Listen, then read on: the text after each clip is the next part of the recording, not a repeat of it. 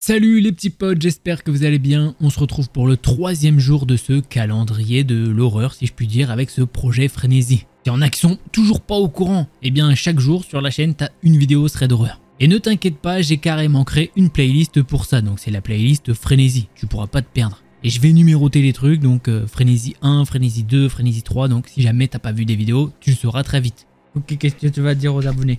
Ouais, les bisous, voilà, des bisous, et quoi d'autre? Des bisous. Ok, bah c'est déjà pas mal. Hein. Oui, des gros bisous. Oh, des gros bisous. Ouais. Qui est-ce qu'on voit? C'est qui là qui est debout? Regardez, il a bien grandi. Hein. Bon, je crois qu'il va faire dodo pendant que je raconte les threads, lui, il est sommeil. L'histoire que je vais vous raconter, c'est celle de Mélanie. Et son histoire... Tu me piques mon boulot, toi. T'as pas ta tête? L'histoire que je vais vous raconter, c'est celle de Mélanie et son histoire se passe en Irlande. Non, malheureusement, c'est faux. Une fois de plus, c'est aux États-Unis. J'y peux rien. Du coup, Mélanie, c'est une américaine de 38 ans, elle fait un travail qu'elle aime bien. Elle est DRH dans une boîte. Elle nous dit pas laquelle, mais elle nous dit que ça se passe super bien. Elle aime ses horaires, ses collègues et surtout son salaire. Revenons un peu en arrière à ses 18 ans. Mélanie tombe amoureuse d'un mec qui a son âge et qui s'appelle Luc. À mon avis, il s'appelle plus Luc. Le mec s'appelle littéralement la chance. Bon, j'espère pour lui qu'il est chanceux, sinon ça doit être rageant comme prénom. Mais bref. Ils sortent ensemble et vivent une vie paisible pendant 15 ans. Ce qui fait qu'elle a maintenant 33 ans à ce moment-là. Elle nous dit que ça n'allait plus trop dans leur couple et que voilà, ils se sont séparés. Mais au final, elle ne sait pas vraiment pourquoi. Enfin, c'est pas clair. C'est pas il l'a trompée et hop, elle rompt avec lui normal. Mais là, c'est juste que leur relation, elle est essoufflée. Du coup, ils ont rompu. Et chacun, ils ont commencé à avoir leur train de vie. Jusqu'à ne plus se voir totalement. Ils ont essayé de rester amis et tout, mais elle nous dit que ça, c'est simplement des conneries ce truc-là. Du coup, elle est maintenant chez elle, seule. Enfin, pour être moins seule, elle a adopté un petit chat dans un refuge. Et ça lui fait de la compagnie. C'est cool, mais elle a quand même un manque. Et en plus de ce manque, dans leur couple, c'est monsieur qui faisait le manger. Donc, elle avoue qu'avec les années, elle s'était habituée à manger comme ça. Et maintenant, elle se dit, bon bah, voilà, je vais me faire un peu plaisir. Du coup, pendant qu'elle fait les courses, elle se fait plaisir. Et surtout, elle prend une très mauvaise habitude, c'est d'aller au fast-food. Et c'est des fast-food américains, donc vous imaginez bien les portions et tout. Donc bon, gros problème. C'est pas si cher là-bas, c'est des grosses portions et surtout, ils ont un truc qu'on n'a pas en France. L'alimentation n'est pas aussi protégée. Genre en France, il faut savoir qu'il y a des taux de sucre à pas dépasser et tout. Oui, c'est quand même assez réglementé. Bon bref, revenons-en à l'histoire, mais Mélanie va prendre du poids. Et ça va s'installer progressivement, et ce pendant 4 ans.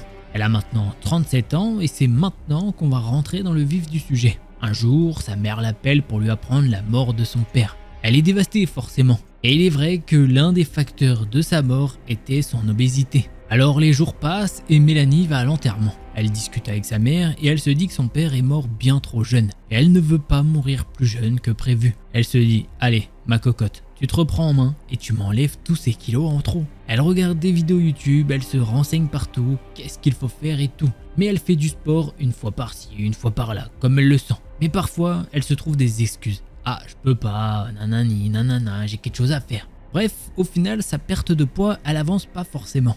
Alors, elle se dit qu'elle gagne bien sa vie et qu'elle pourrait faire appel à un coach sportif à domicile. Et c'est ce qu'elle va faire. Bon, avant, elle cherche le meilleur en fonction de ses critères et de son budget. Elle veut aussi qu'il s'y connaisse en nutrition pour lui faire des programmes de repas. Parce que t'as beau faire tout le sport que tu veux, mais si l'alimentation suit pas, c'est mort. Du coup, elle fait un premier rendez-vous avec une coach sportif et elle vient à son domicile. Elle lui explique comment elle travaille et comment ça va se passer. De ce côté-là, ça va. Mais c'est au niveau du relationnel pendant les exercices, ça colle pas en fait. Voilà, Mélanie ne sent pas cette coach et elle n'ira pas plus loin avec elle. Elle fait un deuxième coach et ça se passe plutôt bien. Ils vont faire 3 séances en tout ensemble au lieu des 5 prévues. Le coach lui a mis 2 lapins en même pas 2 semaines. Donc bon, elle aime pas trop ça Mélanie et c'est bien normal. Alors elle fait appel à un 3e coach et ça se passe plutôt bien. Sur la partie nutrition, il s'y connaît de ouf.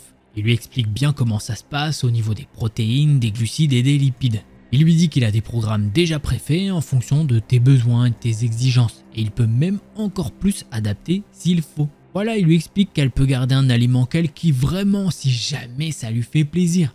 Mais derrière, faut tout ajuster. Bref, c'est une balance qu'il faut ficeler un petit peu quoi. Ça se passe nickel, elle passe alors à la pratique du sport. Et ça se passe vraiment bien pour cette première séance. Et justement, ça se passe nickel. 3 rendez-vous par semaine et Mélanie prend du plaisir à faire ses séances et à voir les kilos descendre sur la balance, puisqu'elle partait d'un poids de 265 lbs, soit environ 120 kg, pour 1m65, soit une obésité massive. C'est pas moi qui le dis, c'est en fonction de l'IMC, c'est un truc mondial. 3 mois vont s'écouler et ça se passe toujours très bien. Et après ces 3 mois environ, elle passe sous la barre des 100 kg. C'était un objectif qu'ils s'étaient fixé ensemble. Et Mélanie, elle est fière d'elle et de son coach que l'on va appeler Michael. Il lui fait comprendre qu'il est super fier d'elle. Il lui dit qu'elle est ravissante, qu'elle rayonne de bonheur. Et il lui offre même une sorte de trophée. Bon, c'est une babiole, mais bon, sur le coup, ça lui fait trop plaisir quand même. La vie de Mélanie continue, tout ce qu'il y a de plus basique. Et les séances de sport continuent. Alors oui, parfois elle a des hauts et des bas, et c'est pour ça qu'elle est contente d'avoir un soutien comme Michael pendant cette épreuve. Des fois, elle a envie de craquer, et quand c'est comme ça, elle peut, si elle le veut, appeler Michael. Il lui a dit qu'il fait ça avec ses élèves. Ses élèves peuvent l'appeler s'ils ne se sentent pas bien et qu'ils vont craquer. Du coup, ce soir-là, elle lui dit qu'elle va craquer. Elle a vraiment envie de manger un truc hors du programme.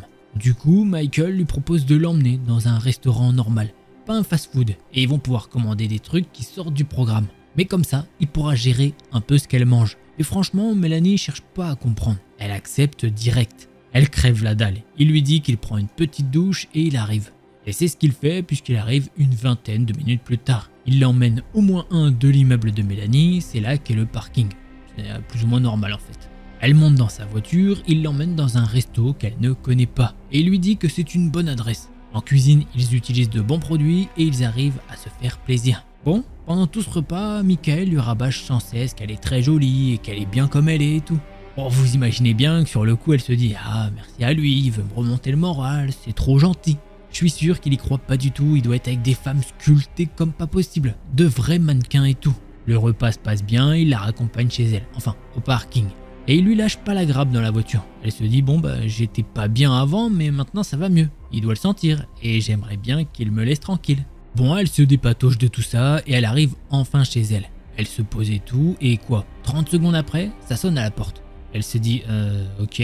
Elle ouvre direct la porte et là, c'est Michael qui lui dit qu'elle a fait tomber un truc de son sac. Et effectivement, ça lui appartient. Enfin, c'était pas pressé, hein, il aurait pu lui ramener pour le prochain cours. Et c'est ce qu'elle lui dit en rigolant. Et il lui dit ouais, mais tu me manquais déjà. Tout ça en rigolant. Et Mélanie, elle se dit ah, il aime bien faire des blagues. Le gars, c'est un mec marrant, il sort tout le temps des vannes, donc bon, ça la choque pas plus que ça. Il lui demande encore si elle a passé une bonne soirée avec lui. Et oui, elle lui dit que c'était cool de se libérer l'esprit.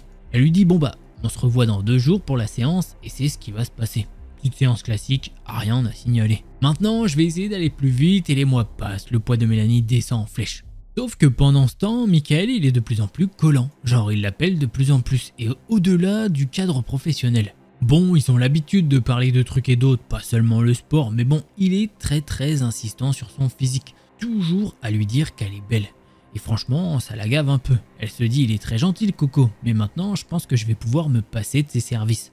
Elle a pris l'habitude au niveau de l'alimentation et du sport. Du coup, elle lui téléphone et elle lui dit que voilà, ils vont arrêter leur séance ensemble et qu'elle va continuer le chemin de son côté.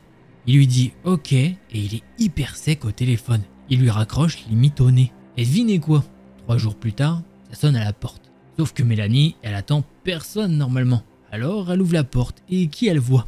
Ouais, pas plus de suspense, c'est Michael. Il est en tenue, nickel, il est avec du petit matos. Et lui dit qu'aujourd'hui, il y a séance de sport. Elle lui dit que non, elle l'a appelé pour justement lui dire qu'ils arrêtaient tout ça en fait. Et il lui dit qu'elle a déjà payé et que justement, il restait encore une séance à faire. Elle lui dit que non, elle a pas envie, de façon un peu mollassonne. Et il en profite pour lui dire allez, ça manque d'énergie tout ça, allez petite séance, c'est la dernière, on va prendre du plaisir, let's go. C'est un peu une séance d'adieu en fait. Et Mélanie, elle finit par craquer, elle se dit allez, pourquoi pas. Elle va dans sa chambre et se change en tenue de sport. Elle revient dans le salon et le matériel est posé. La séance se passe comme d'habitude, à une exception près. C'est qu'il est, mais alors, très tactile quoi. Il se colle à elle. Elle fait comme ça depuis je sais pas combien de séances et ça se passait nickel. Et maintenant, il doit se mettre derrière elle pour corriger sa position. Mélanie, elle se dit bon là, tu me saoules, et elle lui dit qu'elle est attendue pour un rendez-vous ce soir. Et qu'il faut qu'elle se prépare du coup. Il la regarde et lui dit mais comment ça un rendez-vous? C'est un rendez-vous avec un mec ou c'est un rendez-vous pro? Sur le coup, Mélanie elle est choquée qu'il lui pose la question comme ça de but en blanc. Et elle répond en bégayant qu'effectivement, elle a depuis un petit moment discuté avec quelqu'un de son bureau et que ça se passe plutôt bien. Et là, il lui dit, bah voilà Mélanie, tu retournes dans tes travers. Tu vas te mettre avec un gars pas fait pour toi. Et il va te larguer et tu vas reprendre du poids. Voilà, c'est comme ça que ça va se terminer. Elle lui dit que ça y est, elle veut plus l'entendre parler et il ferait mieux de partir. Et c'est ce qu'il va faire.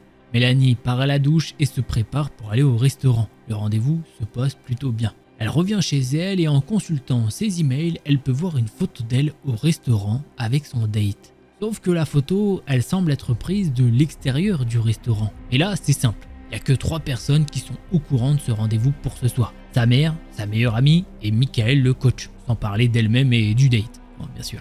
Les illuminations vont très vite, sa mère n'habite pas dans la même ville. Sa meilleure amie, elle la voit pas du tout faire ça, sachant qu'elle est maman d'un bébé.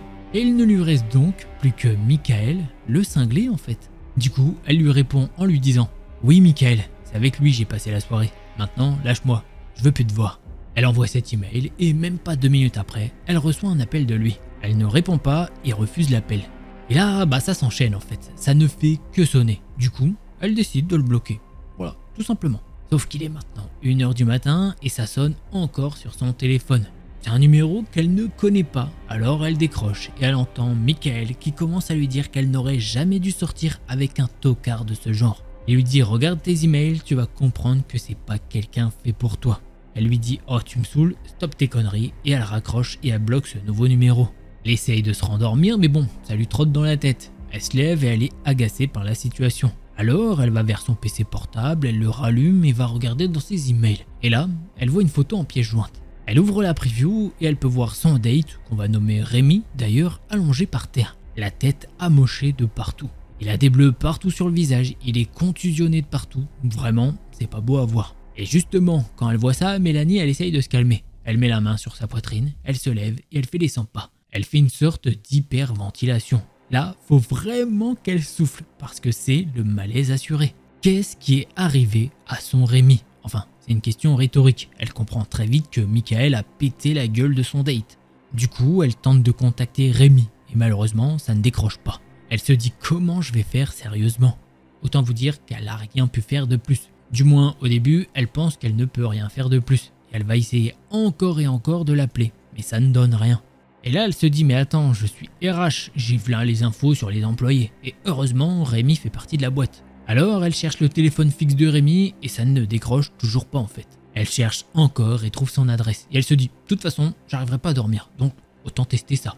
Elle descend au parking et direction son adresse. Elle arrive devant chez lui et ça ne répond pas. Elle se dit, ok, il n'y a plus qu'une chose à faire. C'est soit appeler les hôpitaux du coin pour savoir où il est. Et puis c'est ce qu'elle fait. Et dès le premier hôpital, bingo, il y a bien un homme de ce nom qui a été admis un petit peu plus tôt.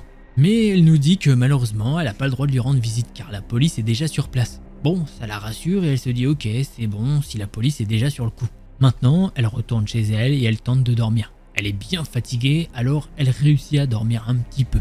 Le lendemain, elle doit aller travailler, alors elle y va. Mais autant te dire qu'elle a la tête dans le cucu. Du coup, sa journée passe et elle rentre chez elle vraiment crevée. Elle est dans le parking et elle sort de sa voiture quand elle peut voir que devant la porte qui mène aux ascenseurs, il y a Michael. Elle lève les yeux au ciel car elle est saoulée de le voir. Et en une fraction de seconde, elle change d'émotion. De par la fatigue, elle avait un peu oublié ce que Michael lui avait envoyé la nuit. Elle sait que c'est lui qui est responsable de l'état de Rémi. Elle essaye de l'ignorer en regardant son téléphone, en passant et tout en mode discretos. Mais quand elle passe à côté de lui, il lui retient le bras et lui dit « Bah alors, Mélanie, t'as compris que t'avais rien à faire avec un bolos dans son genre? En fait, je suis le mec qu'il te faut. » Elle lui dit que non, elle veut strictement plus rien avoir à faire avec lui et que s'il continue, elle va appeler la police. Il lui dit alors droit dans les yeux « Ah ouais, t'es sûr de toi ?» Et elle lui répond calmement « Non, c'est sûr, je ne veux vraiment pas sortir avec toi. » Il la laisse alors passer et elle rentre en 4e vitesse chez elle. Elle passe la nuit dans l'inconfort le plus total. Elle a même pris des somnifères pour l'aider à dormir. Et elle y arrive, tant bien que mal. Le lendemain matin, elle retourne au bureau, elle fait sa journée classique. Elle essaye d'appeler Rémi et il ne répond pas. Mais elle reçoit vite un SMS lui disant qu'il ne peut pas parler à voix haute mais par texto, il peut essayer. Ok, Mélanie elle est soulagée car Rémi essaye de la rassurer. Et enfin, la journée de travail est terminée. Elle est dans la dernière ligne droite sur la route qui l'amène à son parking et là, elle a qu'une peur. C'est que Michael soit encore là à l'attendre au moins un de l'immeuble. Alors elle va pour une fois se garer sur un parking proche de son immeuble, mais qui donne un accès à l'entrée principale du bâtiment. Elle rentre donc dans son bâtiment, appuie sur l'ascenseur et elle arrive enfin à son étage. Elle rentre les clés dans la porte et elle ouvre la porte. Elle rentre chez elle et machinalement, comme tout le monde, elle commence déjà à se retourner pour fermer la porte à clé. Sauf que dans sa vue périphérique, elle remarque quelque chose. Ou du moins, elle ne voit pas des choses. Elle regarde autour d'elle et là, c'est l'horreur totale. Elle est en plein cauchemar. Autour d'elle, en fait, c'est simple. Il y a simplement rien. Si ce n'est des murs et du lambris PVC par terre. Il n'y a plus aucun meuble, ni à droite, ni à gauche. Elle regarde au loin et il n'y a strictement rien. Elle retourne devant la porte d'entrée et regarde si elle est bien rentrée dans le bon appartement. Et ouais, c'est le bon numéro. Elle examine alors l'appartement, cuisine, salon, salle de bain, jusqu'à arriver à sa chambre et il n'y a plus rien du tout. C'est comme si en fait elle avait jamais habité là. Sauf que si vous étiez attentive ou attentif, vous savez que Mélanie, elle a un chat. Et quand elle capte ça, elle se dit mais c'est pas possible. Elle cherche partout, dans tous les placards possibles. Et non, malheureusement, il n'y a aucune trace du chat. Mélanie, elle est à bout de nerfs, elle craque et elle se met à pleurer toutes les larmes de son corps. Après un moment, elle appelle sa mère et lui explique la situation. Sa mère lui explique alors qu'elle peut venir dormir chez elle et qu'elles vont porter plainte ensemble. Sa mère habite dans une ville à 15 minutes en voiture et une fois arrivée chez elle, elle s'effondre en larmes encore. Sa mère prend sa voiture et l'emmène au poste de la police de la ville de Mélanie, histoire d'y aller plus vite dans l'enquête. Les policiers lui disent alors que son histoire est assez folle. Et directement, les questions qu'ils vont lui poser, c'est « Est-ce que vous avez un ennemi ?» C'est là qu'elle va leur expliquer qu'effectivement, son ancien coach sportif était menaçant à son encontre et qu'il a battu son date. Elle donne le nom du coach, mais malheureusement, aucune correspondance dans la base de données de la police. Ils lui disent qu'ils vont faire le nécessaire et l'un des policiers lui dit que c'est bien que sa mère soit là. Comme ça, elle peut rester chez elle pendant un laps de temps. Après une enquête de police avec du porte-à-porte dans l'immeuble, les habitants ont effectivement constaté qu'il y avait un déménagement. Mais ça avait l'air d'être un déménagement tout ce qu'il y a de plus classique, alors ça n'a choqué personne en fait. Les individus étaient plusieurs et disposaient d'un véhicule de fonction, donc ça n'a strictement choqué personne.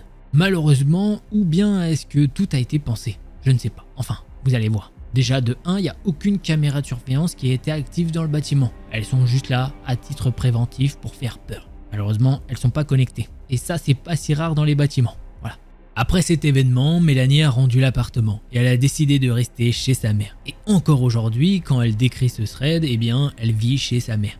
Mais non, ça ne finit pas comme ça. Bon, du côté de la police, pas de nouvelles, l'enquête est au point mort. L'un des officiers lui a dit que c'est que des affaires et un chat, ils vont pas en faire tout un drame. Alors que en ville, il y a des agressions à gérer et même encore plus graves. Bref, super utile le commentaire de la police. 3 mois après ces événements, Mélanie va recevoir un email venant d'une adresse jetable et dedans il y a simplement une photo en pièce jointe. Sur cette photo, on peut y voir Michael qui fait un bisou au chat de Mélanie avec une légende qui dit « On t'aime toujours Mélanie ». Le truc qui je sais va faire débat dans les commentaires maintenant, c'est qu'elle a décidé de ne pas prendre contact avec lui et elle a décidé de passer à autre chose. Et voilà, c'est comme ça que s'est terminé ce thread. Elle a même pas voulu prendre contact avec lui pour peut-être essayer de ravoir le chat et tout. Mais c'est son choix, hein. Chacun fait ce qu'il veut. Le monsieur, il a pas aimé se prendre un vent. J'ai l'impression qu'il se dit, limite j'ai l'impression, son état d'esprit c'était « Ah t'as vu, j'ai réussi à te faire maigrir » en mode genre c'est lui qui a fait le boulot. Alors que quand même c'est Mélanie qui a fait le plus gros du boulot. Il s'est dit tu sais quoi, tu m'appartiens, c'est moi qui t'ai aidé. Allez hop, c'est la fête. Elle veut pas de toi, elle veut pas de toi. Donc le monsieur, il a pris le démon si je puis dire et aussi il a pris le chat. Donc ça c'est aussi dans l'histoire, je m'attendais pas à ce truc là. Je me suis dit clairement, il va lui faire une dinguerie, je sais pas ce qu'il va lui faire. Honnêtement quand je lis les histoires, des fois moi je découvre, forcément je découvre l'histoire. Tu sais, tu t'attends à des choses, mais pas à ça. Il y a des bleus partout sur le village. Voilà, j'espère que vous avez kiffé ces threads. En tout cas, si c'est le cas, vous connaissez, petit pouce bleu. On se retrouve demain pour une nouvelle vidéo. Et si jamais vous en voulez plus, je vous invite à cliquer sur l'une de ces vidéos-là. Allez, c'était Delcor. En attendant demain, prenez soin de vous. Ciao les petits potes.